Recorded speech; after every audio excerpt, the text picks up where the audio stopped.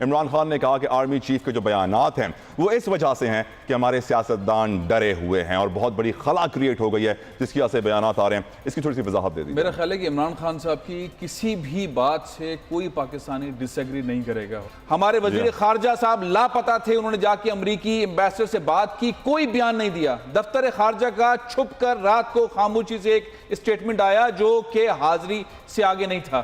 جو پہلی بات ہوئی وہ آرمی چیف کی طرف سے تھی، کھل کر بات کی، ہمیں پیسے نہیں چاہیے، پاکستانی قوم کو امریکہ کی کوئی امداد نہیں چاہیے، پاکستان کو اس مصیبت میں دھکیلا امریکہ نے ہے، ساری قوم جاتی ہے، ساری دنیا مانتی ہے. 70,000 ہمارے جوان، ہمارے شہری شہید ہوئے اس جنگ کے اندر، 70,000، اور اس کو نہیں کیا جاتا، اس کو مانا نہیں جاتا، اس کو کہا نہیں جاتا.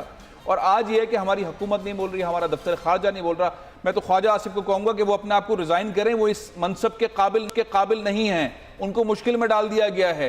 وہ یہ ڈپلومیسی نہیں دیکھ سکتے، وہ ایڈوکیسی نہیں دیکھ سکتے، وہ ڈپلومیٹ کو نہیں چلا سکتے. وہ امریکہ سے کس طرح بات کریں گے، کس منہ سے بات کریں گے جب وہ پاکستان آرمی سے متعلق پارلیمنٹ میں کھڑے ہو کر اس سے متعلق ایسی غلط باتیں کرتے رہیں تو پاکستان کا دفاع کیسے کریں گے؟ اور ان کے اثاثے پاکستان میں نہیں ہیں، وہ کس طرح کریں گے؟ یہ اس وقت جو حکومت ہے یہ پاکستانیوں کی، پاکستان کی مملکت کی، اسٹیٹ کی، فوج کی دفاع نہیں کر سکتی، قوم کا دفاع نہیں کر رہی ہے. یہی وجہ ہے کہ آج عمران خان نے آ کے یہ ساری باتیں کہی ہیں. فوراً چین نے اسٹیٹمنٹ دیا اور کلیئرٹی پیدا کی کہ پاکستان کے ساتھ زیادتی ہو رہی ہے. میرے خیال ہے اس وقت ہمارے شاہد خاقان عباسی صاحب سو رہے ہوں گے، خواجہ آصف صاحب بھی سو رہے ہوں گے، دفتر خارجہ تو ویسے ہی سو رہا ہے. تو آپ اندازہ لگائیے کہ پاکستان کے مفادات کے اوپر پاکستان کا دوست ملک کس طرح بیہیو کر رہا ہے. پاکستان آرمی کس طرح سے آگے فرنٹ پہ کھڑی ہے، آرمی چیف نے کس طرح سے بات کی ہے.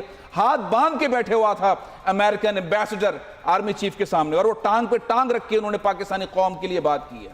یہ ہوتی ہے لیڈرشپ.